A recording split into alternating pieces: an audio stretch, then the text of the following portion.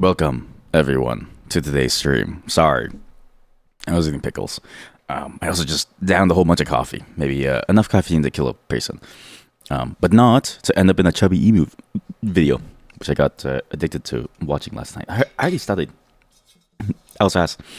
I've actually gotten better at managing my stuttering. There's like a system that I use to try to break out of it, especially. But there's also just the understanding of what causes it now, which is nice. I remember when I was younger, it's very difficult to understand exactly what causes it because I was like, oh, sometimes it would happen, but even in otherwise high stress situations, it still wouldn't happen. And then I was thinking back on this, and I actually spoke a bit about it during the VR chat stream. But when a place got broken into and our stuff got stolen, I vividly remember this like moment when my brother came home and he was like, oh no, my younger brother's dead. Like, he was really worried, right? And he like hugged me because he was super scared. But I was just like, oh, okay, let's just continue on.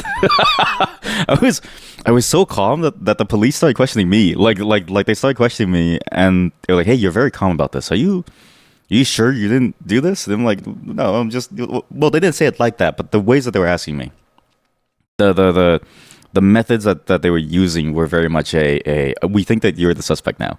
So I was just so calm. But what I realized is that it's that level of calmness. It's even when it's high energy, it's still a calm high energy where you're still in control. That's what helps my stuttering. And actually, was funny to think about because, you know, at least in all the times when it did happen, right? It's whenever I was like least prepared. But it was funny because in those moments, I was always given a pass. Let's say for school and stuff, like you would do a presentation back at school, let's say, and I'd be nervous because I wasn't prepared. And they would give me a pass because I'm stuttering. And I was like, yes, cheat code. Because when I'm not nervous and the presentation's good, I get full marks anyways. I was like, yes. Anyways, welcome to today's stream. Not just about stuttering today. It's also about the aquarium. Monterey Bay Aquarium has an entire set of live streams for their exhibits. Or I guess, I don't really know what you call them. It's weird to call a living thing an exhibit, but I suppose if a zoo could do it for a person, we can do it for animals too. There's sort of no bottom pit. There's no floor for how degenerate the human mind can be when it comes to treating other living things as like things only without a life. And actually, it's funny because like I was thinking of doing this for the visualizer, which we are gonna make today. We're actually gonna do a lot of it today because I really want to get something more interesting to look at that has a bit more life to it, because it's not just, at least in my mind, when I think of a visualizer, a lot of it is the very nice looking cool shapes and colors and stuff. And I'm like, yeah, that's cool and all, but sometimes you also want, sorry, just in case, there's an epilepsy warning right now as I show it. Sometimes you want something more than just this. Sometimes you want more than just shapes and pretty colors and stuff, and different patterns and vibrations and stuff. You want something that, in a way, feels like the world around you reacting to the music. I sort of enjoy that from a visual perspective because it's a bit like seeing dancers, right? It's the ways that a dancer can interpret the music that seems so interesting to me, because to me, when you do so, isn't that almost the pinnacle of what life is? Isn't that almost the pinnacle of like what someone's control and understanding of music is? Is the ability to move your body, you know what I mean? Move your body to the beat. And it's also fascinating to see because it comes with a level of interpretation, right? How do you see the music? How do you feel the music? How do you view the music? What is it about the music that makes you feel that way? And that's what you get when somebody goes in and actually performs to the music. So I'm hoping to incorporate more sort of organic shapes to it to sort of like provide almost like a sense of grounding too. Because a lot of these visualizers as well, I was checking these out. It's very difficult to understand. Like I downloaded the program again to try it out, and then I deleted it after when I was done because I don't want to end up in the same spot where my computer is full of like just stuff and I have no more space. But what I noticed especially was, it's almost incomprehensible. Like, say this one. What is the beats? What is a melody? What is the high notes? What's the low notes? What's the sustenance? You know what I mean? Like, what are these things that we feel in the music, and how does it translate to what we see? it's very hard to tell with something that's just a pure sort of like a visual treat. And I don't know how to say this, but my theory is that the reason why it looks so cool is because I, I'm assuming everyone who goes to a music festival is high. Because the last time that I went to Veld, right, everybody was high. Everybody. There wasn't a single. I was the only person who was not high. I think in the entire place, everybody was on something. And Veld, if you don't know, is this. I actually don't know if it's still happening. Veld Music Festival, Canada's largest music festival. It's back then. I went to the early ones, but like now it's like this. So, but yeah, it's sort of fascinating to sort of see the ways that people can see and interpret things. Like these flashing lights. Last time I saw them, I was like, even if you're up close to where you don't have the issue of like the amount of time it takes for the sound to hit your like ears, still the lights seemed like out of sync in some way because it was incomprehensible to me to figure out what exactly it was timed to. It was sort of odd, and it wasn't even like a mistake too. It seemed like everyone else saw it, but I couldn't see it. So at least just to make it like a more understandable synthesizer of some kind.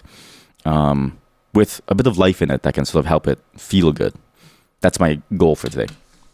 One of the goals for today. Because we also have another goal for today. And actually, I want to get started very, very soon because I'm really late. But I did want to check out this stuff first. We're going to be playing a game today. A very strange old game that I told all of you to download last night. This game has one of the coolest menu systems I've ever seen in my entire life. And I get why they stopped using it because it's also the most confusing system. But before we get to that, look at this. Sears catalog number 122, spring 1911. You could buy a book called the Sears catalog that I'm assuming was just set up for the entire year because there's 1,000 pages to this thing. So I'm assuming you go to Sears and so Sears is like this giant department store. It was basically Amazon before Amazon. And I'm assuming you would buy an entire book consisting of all of their listings, which is crazy to think about because nowadays when you think of a catalog, you think of like a 1 to 2 page, maybe like a 3 page fold out type of deal where you open it up and you get all the information on like what deals are like there.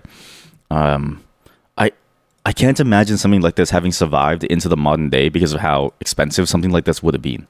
But the fact that it was available at some point in the spring of 1911, but what digitized by Google? Wait, what? This is a reproduction of a library book that's digitized by Google as part of an ongoing effort to preserve the information in the books and make it universally accessible. Oh, that's interesting. The fact that you did have this and that people actually bought this and that this was a consistent thing across maybe like an entire season, it seems like. It's fascinating to me because the book would have costed you a fair amount. And then you need to use the book to figure out what you want to buy. And then it's like, okay, well, this is a whole system. And this is all for just one major store. Simple rules for ordering. This book will be sent free to please tell us how you want it sent. And look at this. I was flipping through it here and there, but I saw this like immense catalog. And it's funny because this website looks so similar to this website. I need to actually open it up. Sorry, I forgot to open it up. Tools? I think it's called Tools. Oodle network compression. No, that's not the one. No, this is not the one. But it's that tool website that I showed before, which had all the tools sort of listed in their own squares, and it made me realize, oh, that's probably where they got it from. It's probably just from an older time of when catalogs just used to look like this. But like, look at this. You just had items that were 2 cents each because it's 1911, and 2 cents was the equivalent of like $50. Except salaries haven't kept up as much. And you would just buy these. And it's fascinating to sort of see that you could just get any of these things at this store that used to be the largest department store almost of its time. And even like for a long time. I think nowadays, every Sears is closed, right? Sears Canada. I'm pretty sure all the ones in Canada closed a couple of years ago.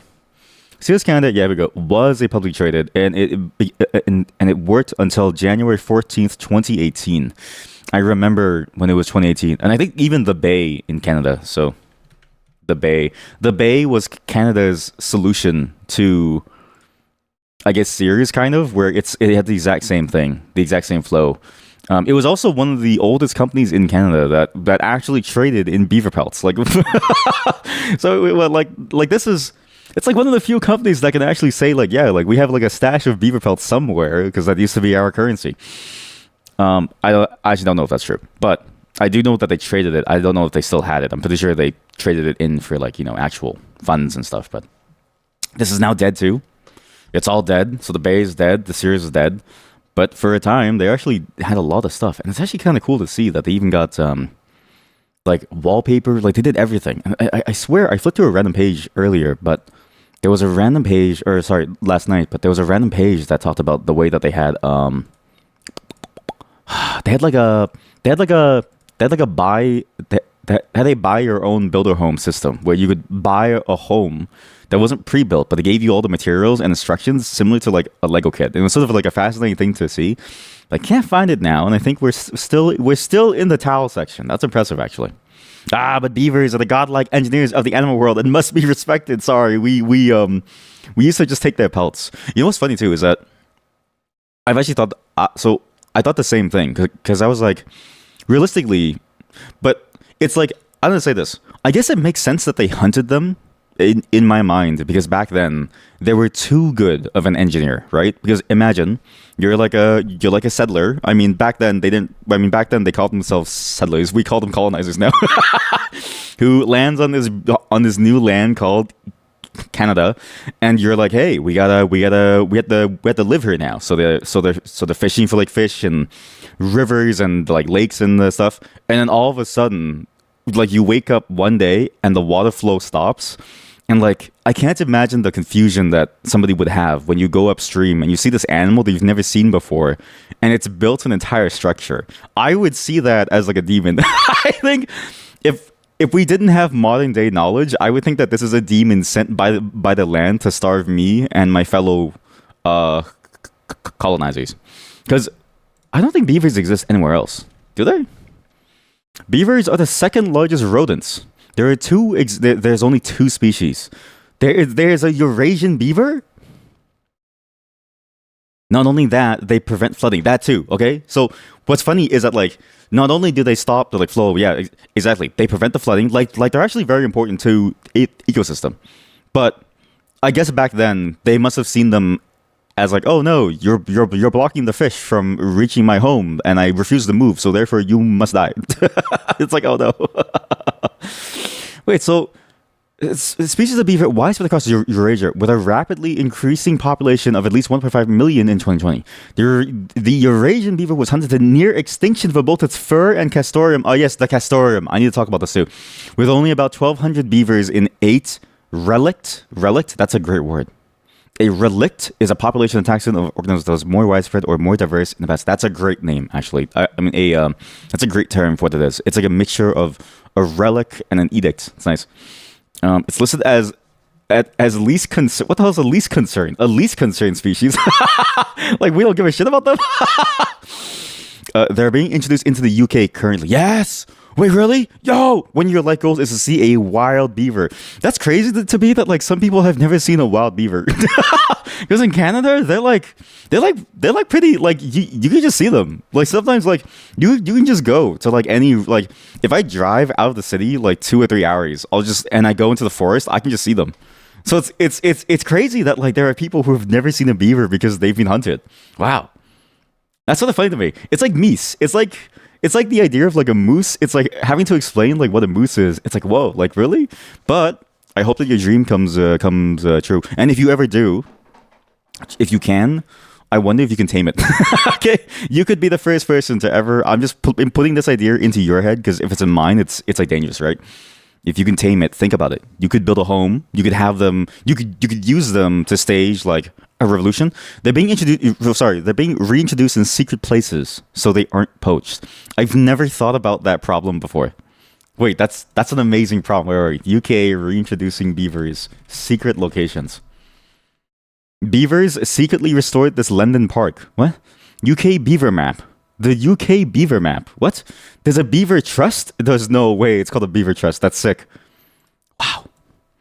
I've never thought about that problem of you have to stop them from dying, so you have to secretly introduce them. Like, I wonder what they do to secretly release them. Because I can't Do they just bring them in like the back of an unmarked van and then they just let them loose, right? And then if someone sees them doing it, do you think they bring them in for like questioning? Because it's like there's a lot of money behind this. Where it's like if it fails, it's going to go horribly. So it's like if someone sees you, do they have to silence all the witness? So new wetlands. Here we go. Yeah, yeah. Because they create new wetlands because they avert the water and then they keep it there. And the wetlands are great because water equals life. England, Wales. May 2009, the Scottish Beaver Trial. That's a great name. The Scottish Beaver Trial. The first beavers to live wild in Scotland in over 400 years. There's no enclosure. There's no enclosure. Whereas if you can't get to these places, what to look out for? The young beavers known as kits emerge from the lodge at the end of the summer. We've seen out and about feeding with their parents through the autumn. Well, they're known for eating trees. During the summer, I actually didn't know that they ate trees. I thought they only bit the trees because they needed to build their home and because they wanted to shave their teeth. Your other one is Scottish wildcats. They're so cute. Nah, they just disappear them to Australia. They feed them to the beavers. Hello, Chad. They feed them to the beavers. Scottish wildcat. I've never heard of. That's so cute. It's just a cat. There's no way. If I saw this, I wouldn't believe that this is a wildcat. I would believe that this is just someone's cat, like that got lost. Like this doesn't even feel like a real photo of a wild animal. This is just someone's pet. That's just they just take a photo of. It was once widely distributed across Great Britain, but the population has declined drastically since the turn of the 20th century. Oh, the habitat loss and persecution. Why is it being persecuted?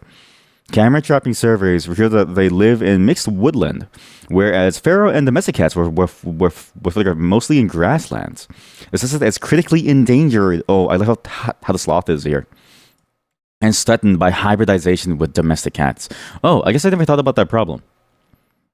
Wait, that's crazy. Wait, hybridization with domestic cat. So these cats that live in the wilds, you see like a domestic cat, because a lot of people let their cats outside. What? The first cat to go and like mate with a wild cat must be like the hero.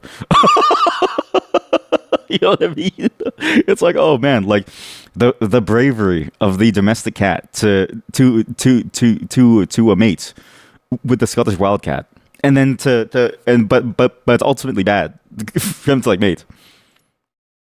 It just looks like an angry cat. That's a good hero. Just a horny. Just a what? They hunt rabbits and pheasant, which were being farmed quite heavily. Oh, Joel, just horny. True, just horny.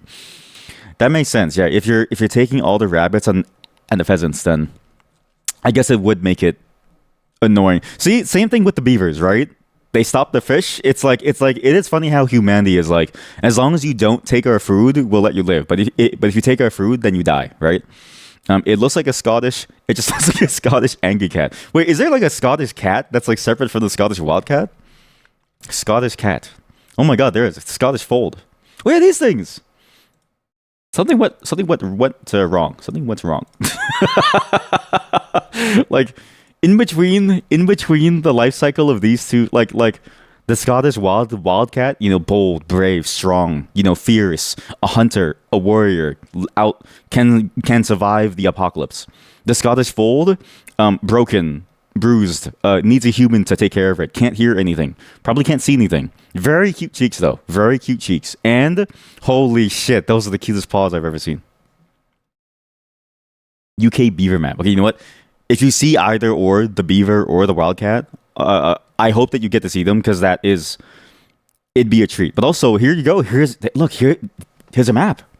After centuries of absence, the Eurasian beaver is returning. Interactive map brings together the most comprehensive list of beaver reintroduction projects by the UK by Beaver Trust and other beaver trusts. So it looks like you can go anywhere here. You could go to Stoke on Trent. Wow, they actually just throw them. Wow, they actually threw it really close to someone's home. Wait, they're just like, it's beside the playground? Totally delicious. What is this? Totally, what? There's a Google reviews? Why is there Google reviews on here? What? I can see Google reviews on... What? Totally delicious, it says. That seems... It's okay.